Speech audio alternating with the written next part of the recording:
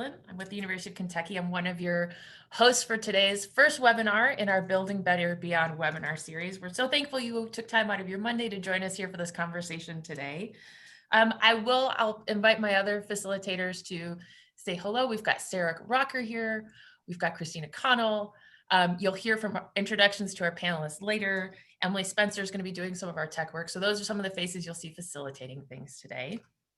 This is quick note on what this is. This is a regular Zoom meeting. So we would ask that you, standard Zoom etiquette, turn off your video and mute your mic. If you're not one of our speakers today, we'll have opportunities through chat to do some Q&A later, but this will help preserve all of our bandwidth because we wanted to give you all an opportunity to see each other. And this is one of the few slides you'll see today. Mostly you'll see people talking to each other. That's all goes to have this great conversation. So that's the plan.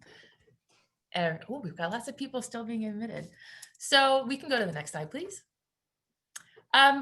Welcome to this series. And you may know a lot or know a little about this project. So we wanted to give a brief introduction to who we are, what our team is, and what we're working on. So this webinar series is part of a national initiative that's convening leaders from across a broad spectrum of local and regional food systems as a way to look at how COVID has impacted our work now and how we see it impacting the way we operate as local and regional food systems moving forward. It's a cooperative agreement with USDA Ag Marketing Service, and Christina's gonna say hello from them, and she's one of our key collaborators over there. We've also got an amazing team from Colorado State University, and Sarah with Penn State and the Northeast Center for, oh, Sarah, I fumbled on that one. It's a great center and they do great work on food systems. She's a fellow sociologist.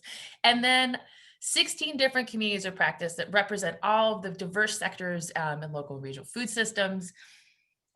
And we're asking how is COVID impacting us? And we're working to identify and share innovations and adaptations happening on the ground. So people are resilient. Our stakeholders are resilient. You are probably food system practitioners and you've been doing this work for several months now. How do we capture all that amazing learning and innovation that's happening real time and try to share it out across our community so that we can learn together? And how can we engage this wily, wonderful, diverse world of local food and all of the different players and areas of focus that we have as a whole? Because one of the great sources of strength and resilience for local food systems, as you know, is our diversity, but it also can make it challenging to talk about local food as a sector. So we're working to do that, making connections between, as you'll see today, farm to school work and niche meat. What do they have in common? What can we learn together? How can the world of National Good Food Networks work with food hubs and regional value chains help support both of those together? What do we have in common? How can we build together? So that's the work of the project. We're doing that through a lot of ways. We have if you haven't seen it yet, we'll link to it later, our COVID resource hub on the local food economics page. Our communities of practice, they're curating and sharing some of the best resources and ideas that they're seeing coming out of their networks to that hub. And we're also posting to that page projects, outputs that are original to this project.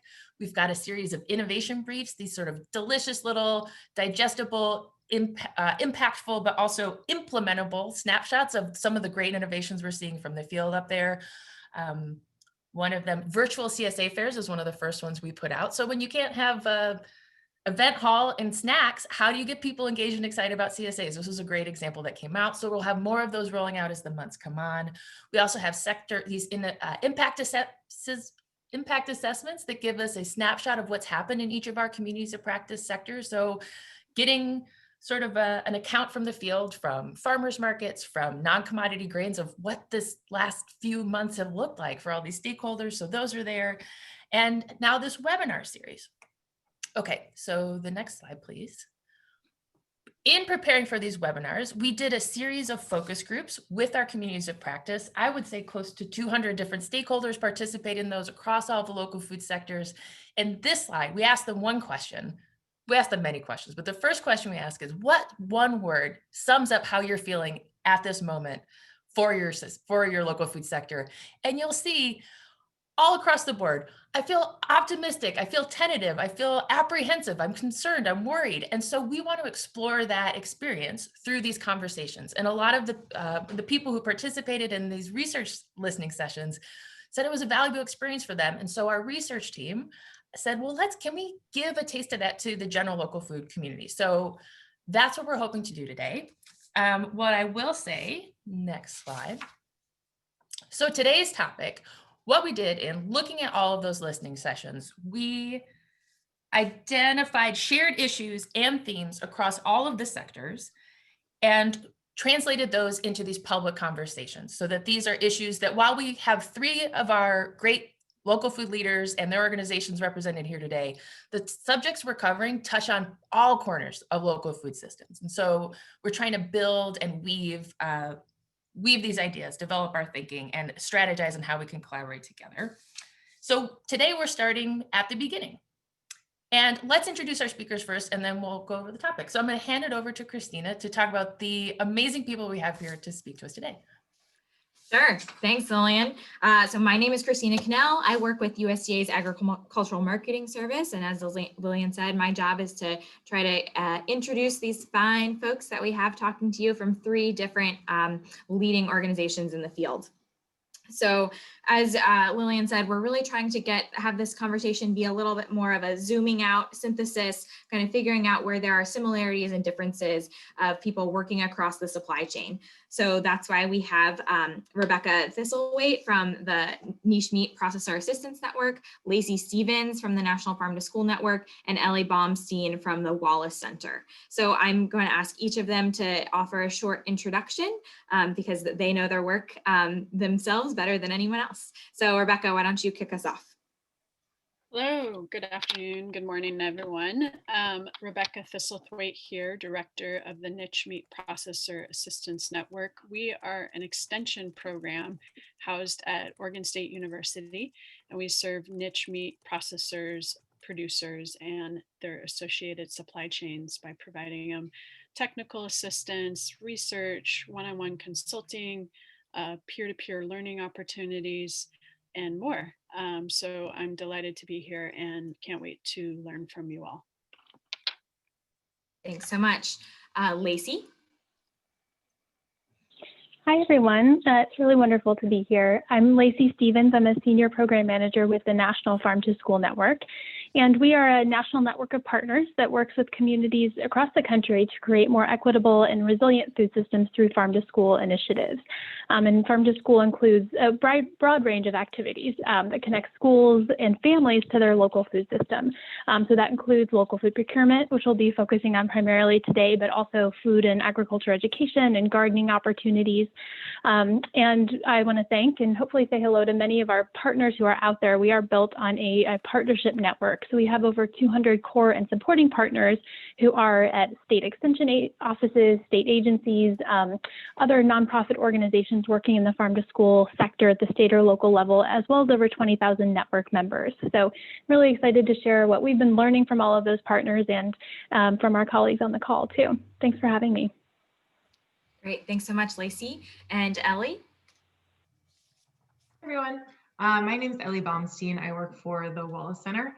Wallace Center is a national nonprofit that manages multiple communities of practice of food systems practitioners, and that's both people who work in and run social enterprises and also people in local food systems community-based nonprofits. And our communities of practice provide peer-to-peer learning opportunities, network connectivity. We do lots of training and technical assistance on both, food safety and food hub operations, and also leadership development and systems change thinking to members of our community. And we also try to unearth and share best practices and exciting changes and innovations in the food system and share them with our network. Awesome. Thank you to all of you for being here. We're really excited to have such top-notch panelists in this first webinar series to kick us off. As you can see, each of these leaders really represent a different piece of the supply chain, and we're really excited to kind of tease out where there are overlaps and where maybe their markets experienced the pandemic a little bit differently, and how each of their community practices are responding and moving forward as we continue to navigate this really unprecedented disruption. So thank you all for being here, and I'm going to turn it over to Sarah to do a quick poll. Thanks so much, Christina. And hello to everyone. I'm Sarah, and I'm one of the researchers on this project. And in the spirit of introductions, so we just got to hear a little bit about the panelists that we have today. We're going to now get a little sense of who you are in the room. So I'm going to launch this poll. And if you could just click sort of the main sort of identity that you associate with here in terms of where you're coming from in the business or organization. And to my colleagues, I'm able to see the percentages. I think that everyone else should be, if you can just verify that. Yep. Wonderful.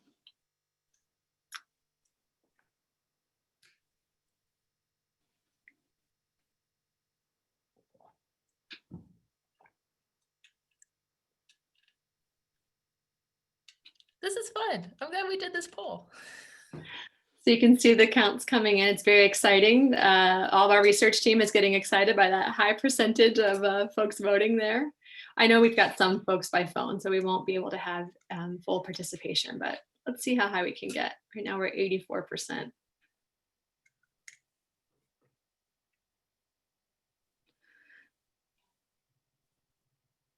Great.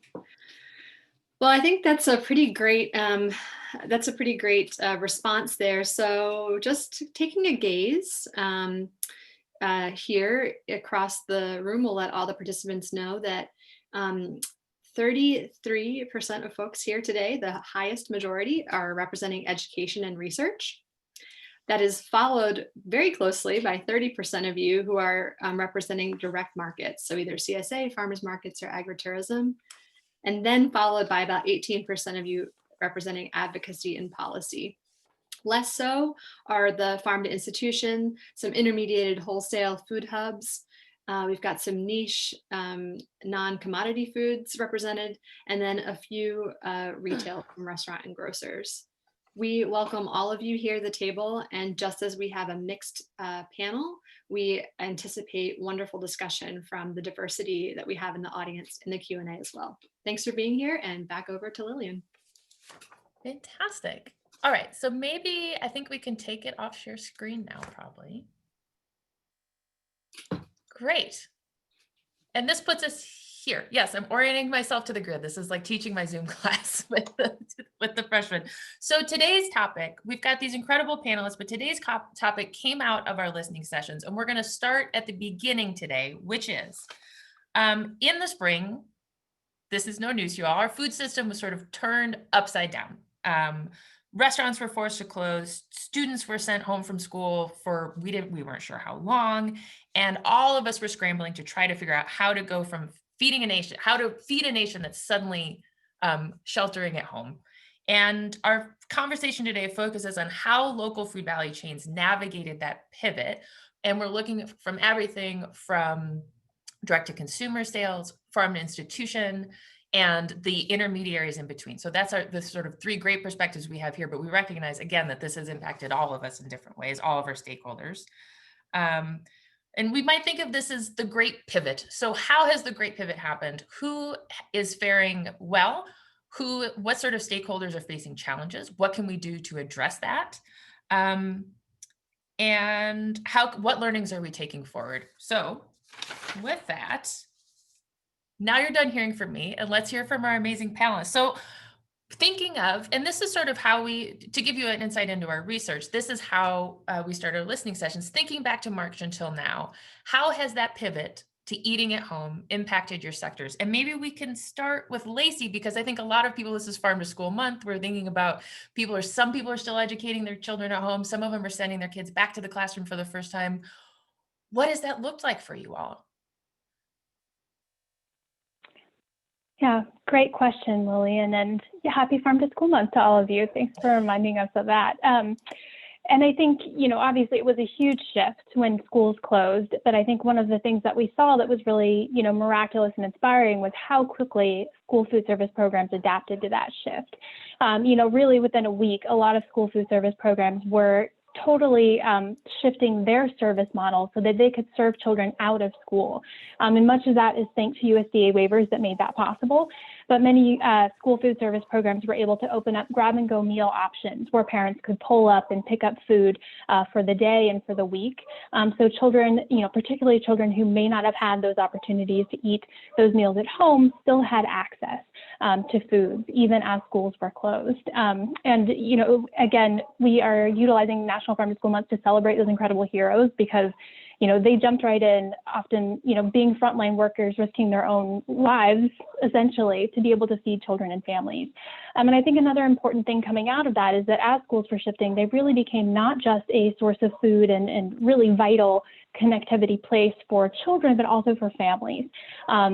Through the Farm to Family Food Box program coming out of USDA, as well as locally based initiatives that kind of modeled that at the local level, schools really became a really vital access point for whole families for accessing foods.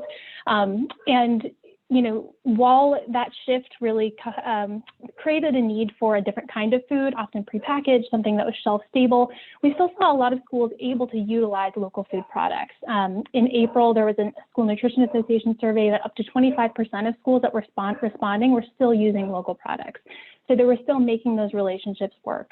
And it was oftentimes programs and states and communities that had those existing strong relationships and integration with their local food systems, and also had strong community-based partners that could help facilitate those relationships while producers and while school food service were kind of urgently making a shift within their own practice, that they had those kind of community-based partners that could help them make that pivot. So going into the fall, we're continuing to see those relationships be really vital, and communities as well as state agencies and kind of state level entities responding to that need for different kinds of products, supporting different kinds of preparation and different kinds of processing to help meet those needs as school, continue to have to be responsive on a day-to-day basis. Yeah, did I get that number right, Lacey? 25% responded that they were still sourcing local food? Right, and that was really at the height, the height of emergency in April and May. So that's impressive that during such a time of challenge that they were able to do it, but that's still 75% that were sourcing locally previously that weren't. One of my roles here at UK is working closely with our institutional dining service provider here on campus, and we went from 100 to 0 real quick. And I'm wondering, Ellie, maybe you could speak to the experience of what happened to some of these wholesale producers who had, we had farmers with a few acres of greens in the ground that were destined for campus. What did that pivot look like? Yeah, well, Lacey and Lillian both led into their conversations talking about the value of relationships. And, the local food system has always been built on resiliency and relationships and connectivity. And that's sort of been our competitive advantage over the industrial food system, right? So when the supply chain was completely disrupted and all of these normal, ways that we thought we were going to send food around didn't work anymore, collaboration, those connections, that, interconnectivity really is what allowed this sector to step up and thrive. At the same time, we love to say, if you've seen one food hub, you've seen one food hub. And that's true all the time, and was particularly true in terms of the way that food hubs and supply chain businesses responded. But one thing that was really continuous and common was that these supply chain actors, food hubs, community kitchens, farmers markets, had relationships with each other, and they were able to come together quickly and create solutions based on the demand that they knew was in place because of those relationships, because they were hearing from people in their community. So yeah, Lillian, as you said, there was inventory in warehouses, plants in the ground that was getting ready to get sent to universities and restaurants. So within like a week of lockdown, we heard about dozens of different direct-to-consumer programs. A lot of hubs created box programs so that they could just take what they had and put it into a way that was available to a consumer and get it to them that way. Some of them were CSA style, where you're looking at, a 3-month subscription. Other were buy as you go. Hubs set up online grocery stores. People were doing home delivery. The Kansas City Food Hub had a really great model where if you were a person who could get 10 folks in your neighborhood to place online orders, then you could set up a pickup site at your house and your neighbors could come pick up local food from the hub at their neighbor's garage or backyard. One big issue that did arise from this is that a lot of online purchasing wasn't able to accept SNAP.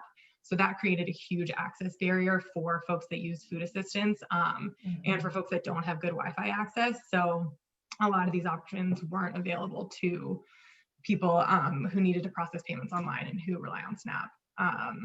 The other thing we saw a lot of was partnerships with the emergency feeding operations in communities. Hubs really pivoted to support those kinds of access programs within their communities to make sure that folks were still getting healthy and locally grown food. As demand surged, we all remember seeing the lines of cars at food banks early in the spring, and those things are still persisting. Yeah, it's wild to think about. And we'll get to like sort of how the adaptations have shifted now that we're in sort of maybe a phase 2 of COVID. But Rebecca, you're here. I mean, so I think we may agree that one of the lasting images of food systems during COVID is empty meat shelves, right? And that's a thing that stands out in people's minds. You're with the niche meat sector. How are you doing? How's it going? What have you learned? Yeah, well, starting with the producers, the first few months, particularly of the pandemic, there was a lot of large meat plants that were closed. And so a lot of producers, especially the contract producers, were without slaughterhouses to take their animals. And then their animals just kept getting larger, right? So unfortunately, there were millions of hogs and poultry that had to be, or that were euthanized. I'm not going to say had to be, but the companies chose to euthanize them because there wasn't facilities that could take those animals. And beef carcasses also really pushed up in size, but luckily most of those plants were able to retool and take larger carcasses. But yeah, with the loss of production, about 5 to 10% of the slaughter capacity in this country was gone at one point or another in the early spring.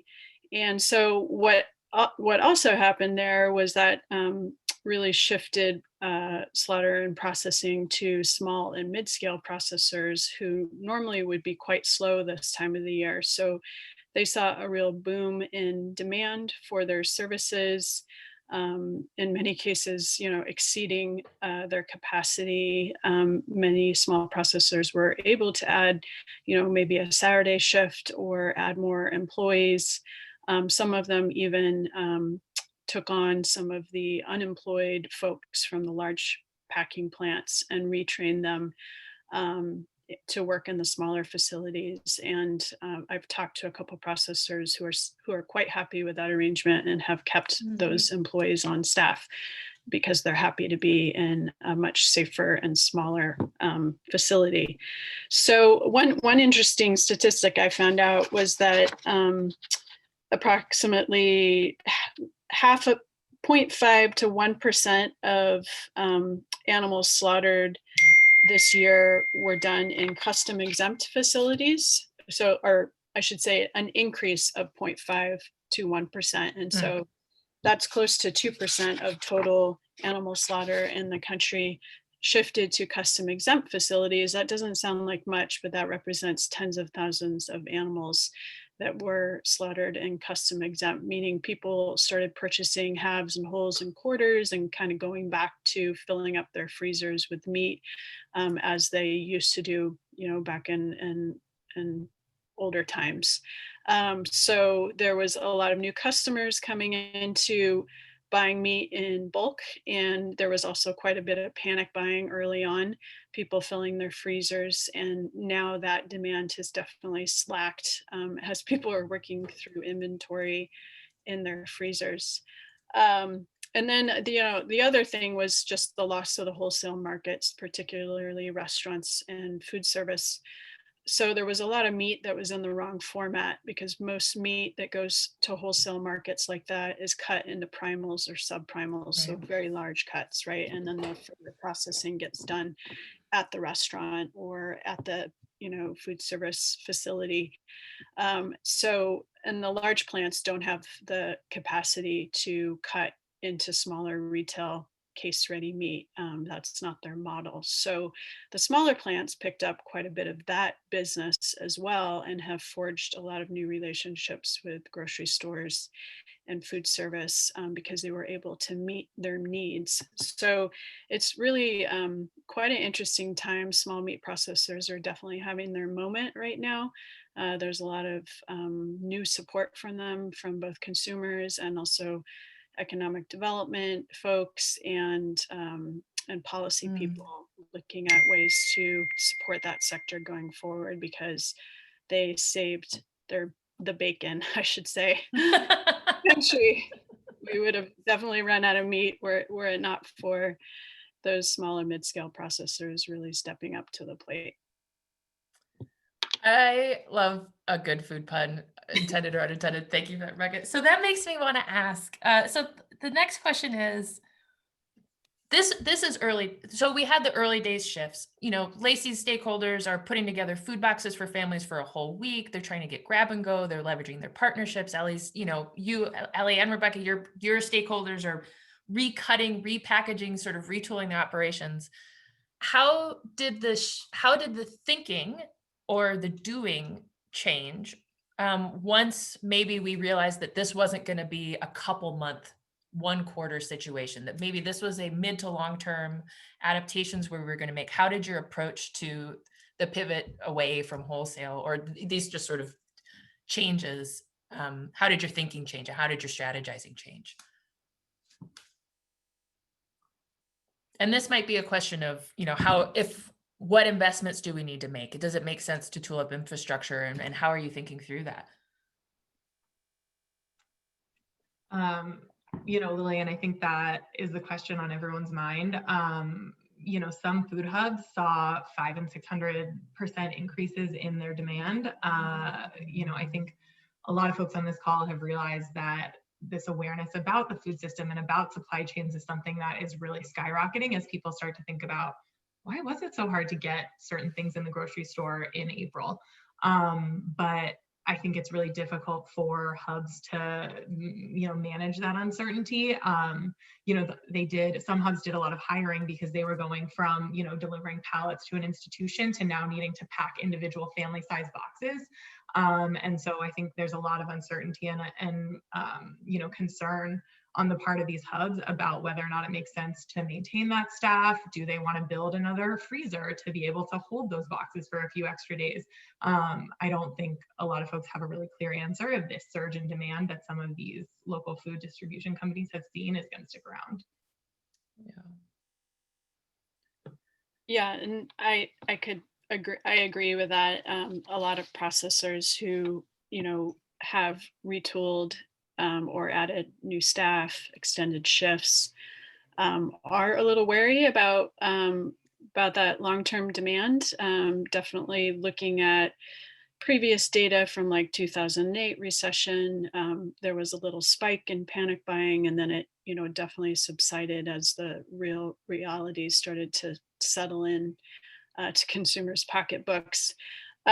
But you know, there's also quite a bit of interest in new grant and loan programs for small processors to add new equipment, to expand, to potentially build new facilities. And about 14 states right now have small processor grant programs. So there is a large infusion of capital going into that sector right now as we speak.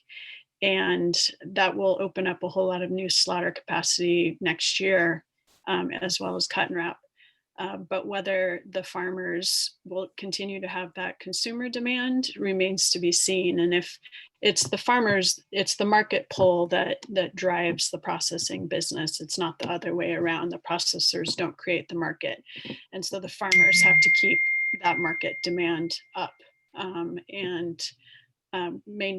Keeping and maintaining customer loyalty is really the big question, I think, on all of our minds.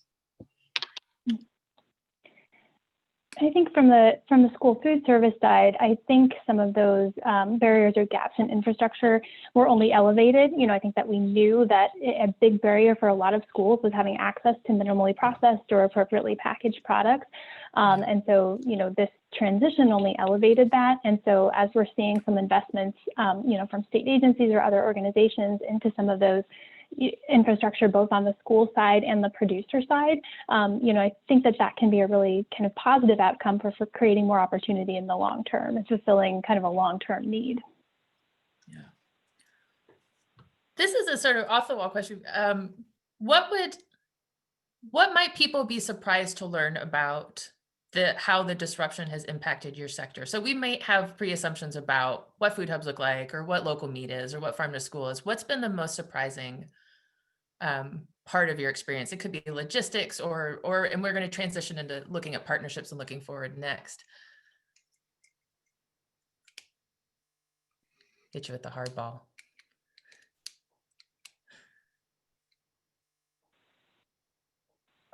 I don't know that it's a surprise, but I think just the commitment, our partners were really committed to both trying to continue to serve the community and also trying to be that market for producers at the same time. And so there are so many, school food service programs that just went above and beyond in being able to shift and pivot and really ensure that the values-based procurement is still prioritized even in times of emergency.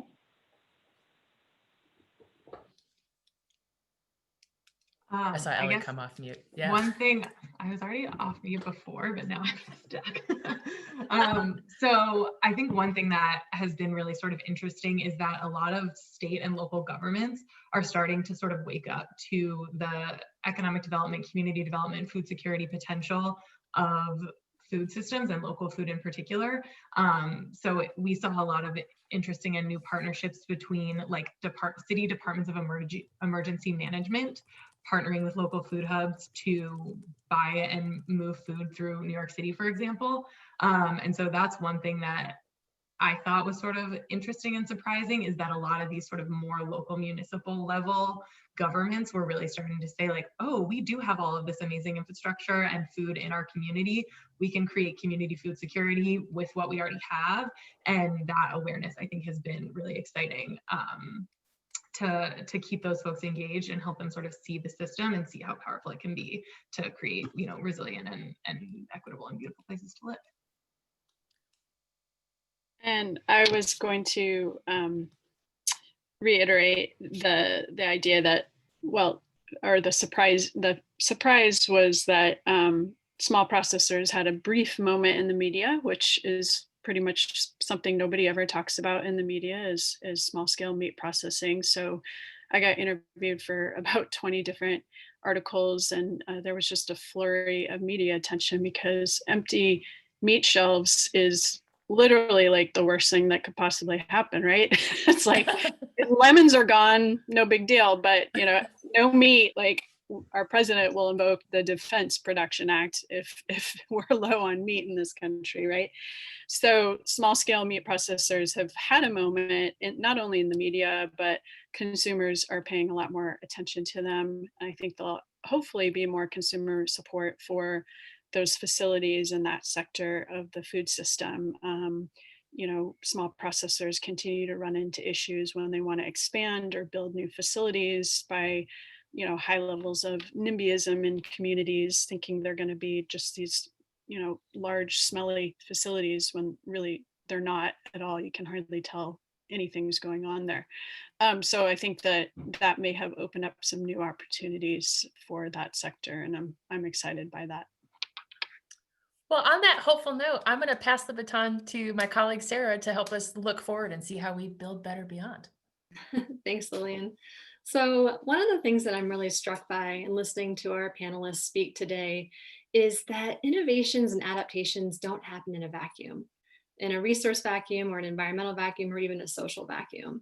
And most of you mentioned in different kind of language, either key relationships from previous work or community partners or the word just partnership in general as being key to either how you weathered the storm or gave sort of insight into potentially a pivot or direction for a pivot of how to adapt.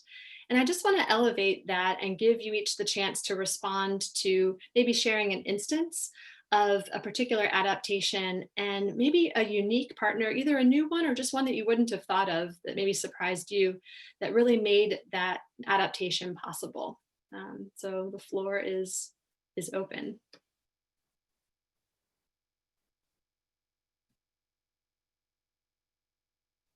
I might actually start with Lacey too, if I could pick on you, because Lacey, you're the one that mentioned kind of in quotes, I think strong community partnerships is what made some of your stakeholders most successful. So maybe you could just share a story from that. Sure. Yeah, I think, I think one thing that really emerged was this relationship between school districts and school, locations as those hubs, but also all of these other organizations, including emergency food assistance programs and emergency food kind of infrastructure that really came together to ensure that that school as a hub could serve the needs of children and families in a really systemic and meaningful way. And so I think we started to see kind of this greater integration across these systems of emergency food, of local food, and of the school food system infrastructure. And, in addition to that, we saw just some really innovative models of, in West Virginia, for instance, we saw a restaurant whose kitchen was closed, partnering with a local community college whose students were looking for activities to create meals for families that could then be distributed through schools. So just this leveraging of the resources that can happen when people are talking to one another and when those kind of relationships are existing. And I think just from the school side in particular, one thing we saw also was a really kind of teamwork and strong integration across the school sectors. The transportation folks had to talk to all of the educators, who had to talk to all of the school food service, who had to talk to the administration. So they had to have that kind of internal coordination as well as those broader community coordination opportunities. Thank you. That's fabulous. Ellie or Rebecca, does a story come top to mind for you of a key partnership example? One sort of silly little one is that we saw a couple different food hubs partner with cab companies. They needed a lot of new labor to deliver things. And obviously cabs weren't getting a ton of business in the early spring. So that was sort of a fun one. But one that I think is really important to think about is, at the same time that COVID was obviously changing our lives, we were also having this national conversation about racism and police brutality and, systemic injustice. So we saw a couple of different food hubs and local food organizations sort of think about the pandemic and racism at the same time in their responses. So a really great example is the Good Acre, which is a food hub in the Twin Cities, which obviously saw, some really massive uprisings after the murder of George Floyd. And so they decided to create purchasing agreements with BIPOC farmers in the Twin Cities who had either lost business due to the pandemic or due to protests in the Twin Cities. So they created these sort of purchase guarantees with BIPOC farmers and then partnered with a bunch of community-led organizations to donate that food that they had bought to folks in need. And so I think it's that sort of systems thinking that is really exciting to see, food hubs and other community organizations modeling in this time in response to those two crises happening at once and sort of seeing the inequitable impacts of both of them on, low-income communities and people of color, and seeing ways that you could address sort of all of those issues through food systems.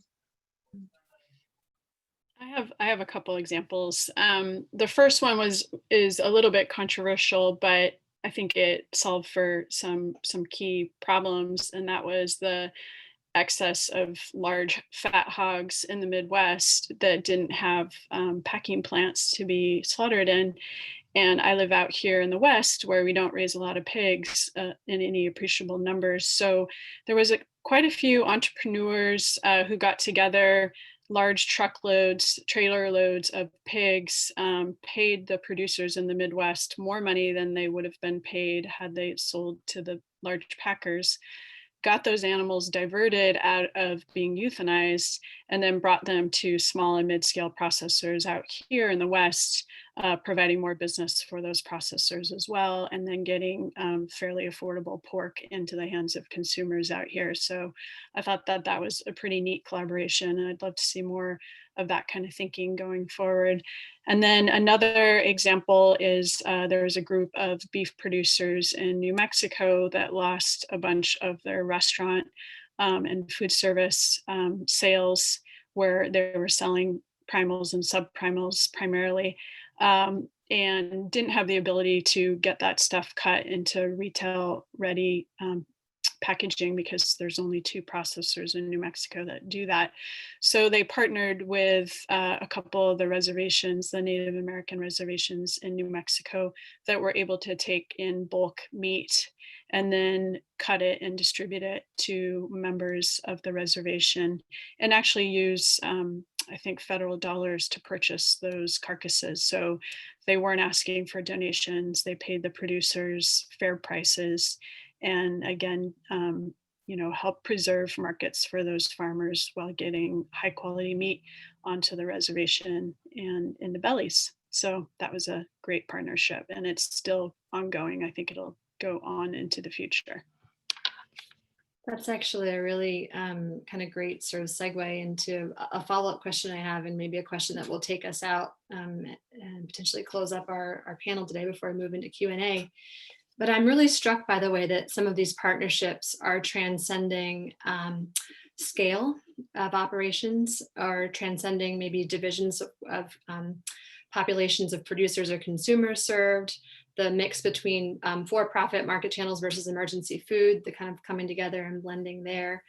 And I'm sort of wondering from all of you, what is the sticking power, do you think, of some of these partnerships and the resulting adaptations? Do you think that some of these things were just one-offs that were responding to a particular moment in time in this first wave of response?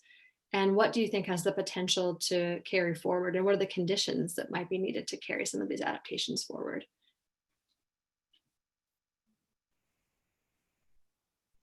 I can go first if y'all are still thinking. That'd be great. So one of the things that we at Wallace Center sort of heard from folks in our communities of practice was that places that had really well-networked local food ecosystems responded really quickly. If you are working at a food hub and you happen to know somebody at a community kitchen that has a ton of processing capacity and you need to chop up a bunch of broccoli, you can get on the phone, call that person, and that broccoli is now available to a totally different market channel than you might have been preparing to sell it to. So those systems where people really know each other and know what's going on and know what the capacity is are going to work better in terms of a crisis situation. But those systems don't just arise naturally. You need some sort of value chain coordination. You need some folks that are doing that connectivity, that relationship building, that sort of sharing across the sector to make that happen. And so, one thing I'm hoping we're going to see is more attention paid to how does that happen? Who needs to be in place? What are the skill sets, and how you build up that kind of really networked, connected food systems so that when something goes wrong, there's somebody that knows who to call, the right person to unlock whatever the infrastructure or resources you're looking for are. And we've seen a little bit of that in the most recent FMLFPP grant from USDA. Value chain coordination was included as one of the possible uses of those grant programs. So that sort of understanding is already getting developed, but I think we the hypothesis that that's really the difference in a local food system was proved correct, because those are the places where you saw the responses really hit the ground running and people were able to, keep their product in the market and feed their neighbors quickly. Thank you for that, Ellie. Lacey and Rebecca. Sure, I feel like there's a lot to say on this, and I think we're still figuring it out. But I also think that we, particularly as national organizations, have a lot of responsibility and opportunity to see what are the policies that need to move forward to continue, the good work that's happening and continue to perpetuate it. To identify what's working and what's not working and help to elevate that. And so I think that, from this, we have a really unique opportunity to be taking that 30,000 foot view to see what's working and what's not. And I think that one thing, we hope to see move forward is seeing school food as this really important community leverage point, and increasing investments, particularly in communities that have been systemically underfunded, in schools that are serving, children of color, and in schools that have historically not had the resources, to identify really the necessity to continue to invest in those schools and the school food service programs so that they can be that hub and continuing contributor to building just food systems. And I certainly hope and think that we all have the responsibility to continue that conversation of the integration of food justice and racial justice. And I think that is not, a conversation that will diminish in the near future, but I think that we'll continue to have that opportunity to talk about how we can leverage our power of procurement, leverage our funding opportunities to really build power in communities, and build sovereignty in food systems. A few thoughts that I have about building better beyond this pandemic. A lot of, we saw quite a few employees of these large packing plants come down with COVID or have their health and safety compromised. And we saw a lot of them not willing to go back to work for these facilities that undervalued them. And then we also have this conundrum of small processors desperately needing skilled employees who are ready and able to show up for the job.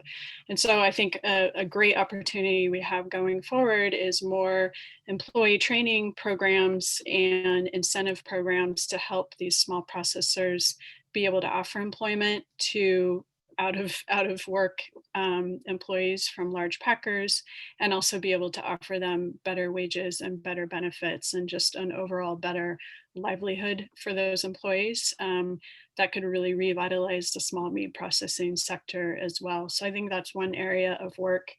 And then I've seen a lot of really great producer collaborations pop up. Farmers and ranchers, as many people know, are a very independent lot, and they all want to create their own individual brands, it seems. But thousands of beef producers all raising the same thing, all trying to establish their own different brands, is incredibly difficult and really hard to scale up and get on store shelves. So I'm seeing a lot more producers coming together and realizing their commonalities and how they can work together, grow to a common set of standards, and be able to access larger markets. And so that's something that I'd really like to see going forward. And then lastly, all of this policy interest in small scale meat processing, I think has great opportunity to move the needle, maybe remove some barriers for state inspected meat to be able to cross state lines, get more dollars into employee training programs and university meat labs to do research. And then also some real key fundamental changes seem to be on the horizon for FSIS. So those are all things that I am hopeful about. I'm just really struck by how, in asking that question, each of you three had this incredibly profound and succinct answer to that. And I'm just thinking, wow, to all of our research and policy folks on the call, I hope that was heard, and that follow-up can come out of this. I want to, in the spirit of continuing this discussion, turn it back over to Lillian, who's going to lead us through some open Q&A. And I also see that we've got some wonderful questions and comments coming in on the chat, which we will read aloud, and maybe we can use that to kick us off in our Q&A. Yeah, and I think Christina's going to join me, and she's been watching the chat, and I've been just listening enthralled. So, Christina, what question should we kick off with? Yeah, no worries. Maybe a relatively easy, or not easy, but kind of pointed one for you, Rebecca, is from Deb Trapp. Your organization does a lot of training and capacity building. How do you think interest in that is reflective or perhaps foreshadowing of market interests in the future? Well, there's certainly a lot of new interest in entrepreneurs and farmers wanting to open up their own processing facilities. I've received an unprecedented number of phone calls and emails about that. So I even started offering biweekly office hours for startups. that has already started to decline. And I think probably the vast majority of those folks will not open facilities once they see the cost of them. But I am glad that there's a lot more renewed interest in that and more people understanding the complexities of it. Got it. There's a lot of really nice comments in the chat, all really relating to capacity building and employee training and networking and who is doing this collaboration and how do we make sure we all have the right skills to bring our food system into the future, to the beyond. I'm wondering if any of you want to kind of make any comments or ideas around that. Yeah, I can talk about that a little bit. You know, there is sort of a set of like value chain coordination activities that needs to be performed within a regional food system to create that, you know, really strong network. And they can be and are done by folks all across that sort of ecosystem. You know, one of the big ones is relationship development and just getting the right people in the room together. And so sometimes you'll see an example of a local food system support nonprofit hosting like a networking event between chefs and farmers that are looking to, you know, work together. So some of it can get performed by some of those support organizations or even a local government or people working, you know, at a food hub that are thinking, man, I really don't want to have to build a processing plant. Let's see if we can find other folks in our community that have that capacity that might want to partner. So I think that those roles can get played by a lot of different folks in the food system, and that's usually the best way to do it, is to sort of spread that responsibility around to create that network. That's a very succinct summary of Sarah Rother's PhD thesis. And I would just add, you know, really thinking long-term about the opportunities in investing in agricultural education at the high school and early college level and building future leaders, and that this is such an opportune time that people are really interested, you know, that young people are really interested in the opportunities of food and food systems, and that investing in that early education and early connection is a valuable, you know, forward-looking way to ensure that future leaders have those capacities. And I was going to suggest Montana started a really fabulous meat cutting apprentice program working with a community college there where apprentices get community college credit at the same time that they're employed at small meat processing facilities. And I think the state might kick in some funds to offset their wages at the beginning. And that program has just been modeled and sort of duplicated in Oregon, Washington, and Idaho as well. It just sort of cleared their state, I don't know, employment departments to become a legally approved apprentice program. And that could be done, you know, in all 50 states so that we can start to get apprentice meat cutters into the industry. Because right now, you know, it's basically the onus is completely on those young people or people transitioning out of other work to pay for the cost of going through a meat cutting program, and then going to get minimum wage jobs and trying to support their families doesn't work that well. So the states can kick in by offsetting those wages and bumping up their wages, and we can get a whole new crop of people going into those jobs. And, you know, we said that one of the goals of this webinar series was to kind of bring sectors together, or really the goals of this project was to bring sectors together that maybe aren't always in the room together. And so we pulled U3, Farm to School Network, Niche Meat Processor Assistance Network, and the Wallace Center together because you all have, you know, are working in differing spaces, but of course have some overlap that maybe hasn't been teased out before. So just looking into maybe future partnerships or ways to think about working together, does anything come to mind?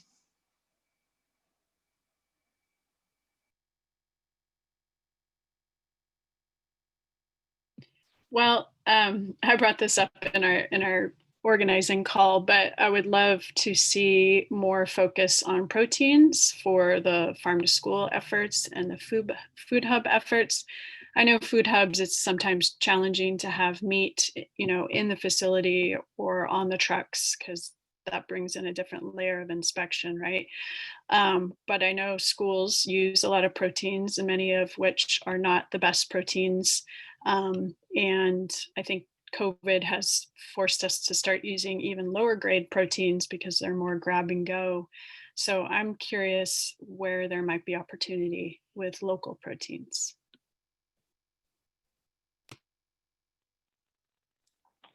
Yeah, I think from the school side, I think local proteins are a great opportunity. I was in Montana and worked in Montana for 7 years. And when you have really limited seasonality, those products that are available all year round are really a vital way to maintain that connection. So I think there's a lot of opportunity both in beef as well as in seafood, because it is such a locally driven product that we see a lot of really promising programs driving that. So I think that's a great opportunity moving forward. And I kind of, wonder, Rebecca, like what the demand partnerships that could be developed. Like I run a food hub and I just got this contract. I'm finally an approved vendor at the university in my community. Like, could I call my meat processor friend and say, hey, I finally got this guy on the phone, and could there be some sort of collaborations there once you're able to crack some of those supply chain nuts to keep, different types of product flowing into whatever that institution or market channel is? Yeah, I mean, I see a lot of like vegetable CSAs, for example, that partner with local ranchers and add protein, and then they're able to open up to a much larger consumer base and increase profitability. So it seems like similar could be done with food hubs.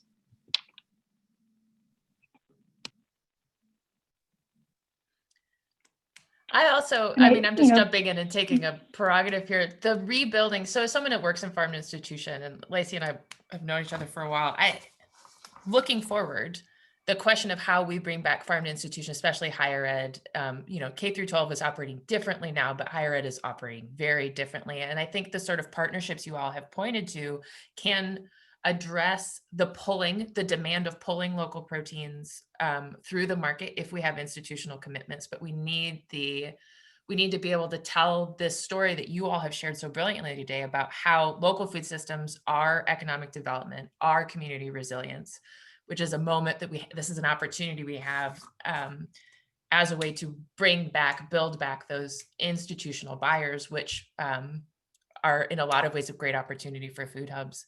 But we need all of the pieces, and that's, I think we're telling the story together as a united front is really helpful. So thanks. Christy, did you have another one? No, that's it. I was actually going to ask if you wanted to take us home, or I'm happy to close it out as well. Yeah, you basically did. The last thing that I'll mention, first of all, thank you all, Lacey, Rebecca, and Ellie. This was you all provided some really interesting food for thought, and there's definitely a very active chat conversation going on. So definitely sparked some ideas for people, which is great. And I wanted to note that I did put the link to the resource hub in the chat. So please do go check out that resource hub. All of the information about the project is up there, and information about our next webinar on retaining customers is next month, November 16th.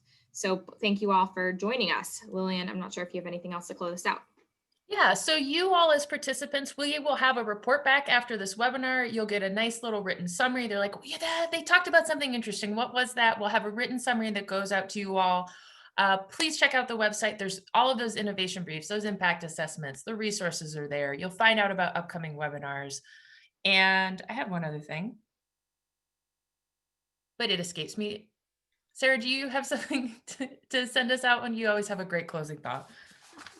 Not sure I have anything profound, except that I just wanted to say that thanks to everyone who's putting the information in the chat. And just to say, we are maybe unique to a webinar. We are creating the party bag, the party favor for coming, which is not only the recording, but a one-page summary of some of the highlights of what were said, including resources in the chat. So if you've got a resource that you want to make sure is shared, drop it in there right now, or an unanswered question, that's also the place for that. And thanks everyone for your attention and your interest in our project and this important topic. Yeah, so if Emily, if you'll go back to the upcoming webinar slides, don't forget to join us. November is not on here, but November we're looking at how do we retain these new local customers. We've got the surge in interest. What does that look like? How do we retain engagement and interest and excitement? And some of us are getting tired of eating at home. I don't know about you, but me, I'm a little tired of doing all the cooking. And we've got a great series coming up. So you can register for them all. You'll get the reminders. But it's a great slot. And lots of great panelists yet to come. So thanks again.